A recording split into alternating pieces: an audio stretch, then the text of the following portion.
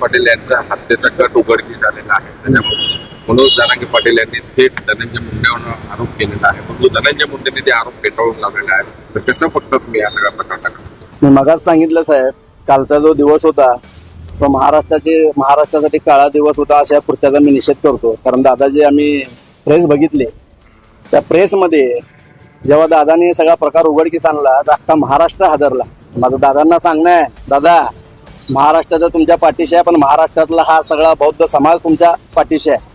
आणि दादांनी सांगितल्याप्रमाणे हल्ला होणार तर येणार तर दादा आता महाराष्ट्रामध्ये कुठला नामर्द किंवा मर्द असा पैदा झाला नाही की तुमच्यावर हल्ला करेल, तुमच्या केसाला धक्काही लागू शकणार नाही. हे करू शकतील तर तुमच्या अन्नपाण्यात काय तर घातपात करण्याची शक्यता आहे, पण असा कुठला मर्द पैदा झाला नाही. माझं त्या सांगणं आहे त्या मुंडेला की बाबा तू जेवढे गावगुंड गोळा केला आयुष्यभरात 30-40 वर्षात किंवा राजकारणात जे बी लोक जमावला तेवढे लोक फक्त दादा अंतरवाली सराटीतून या दौऱ्याला निघाले सांगायला ठेवलेत दादाने. तर तू त्यात पाकडेवारीच्या भानगडीत पडू बी नको.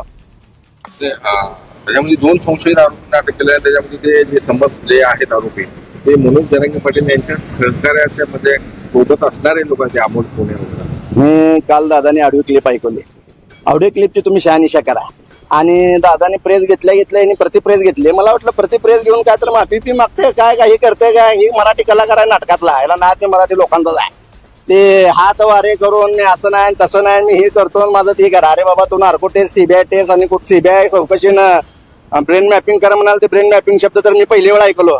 अरे बाबा तुला माहित आहे तुझी सत्ता ह्या गोष्टी होत नाही, त्या ह्या टेस्ट सगळ्या होत नाही. त्या तुला खरंच करायचं असेल आमदारकीचा राजीनामा दे या गोष्टी करा म्हणून. आणि तू लय मोठं चुकला.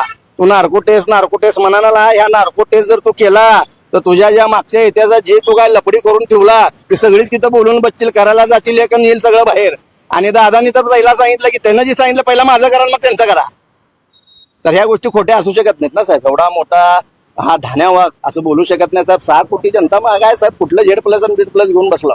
या गोष्टीसाठी या गोष्टी करायची गरज नाही साहेब.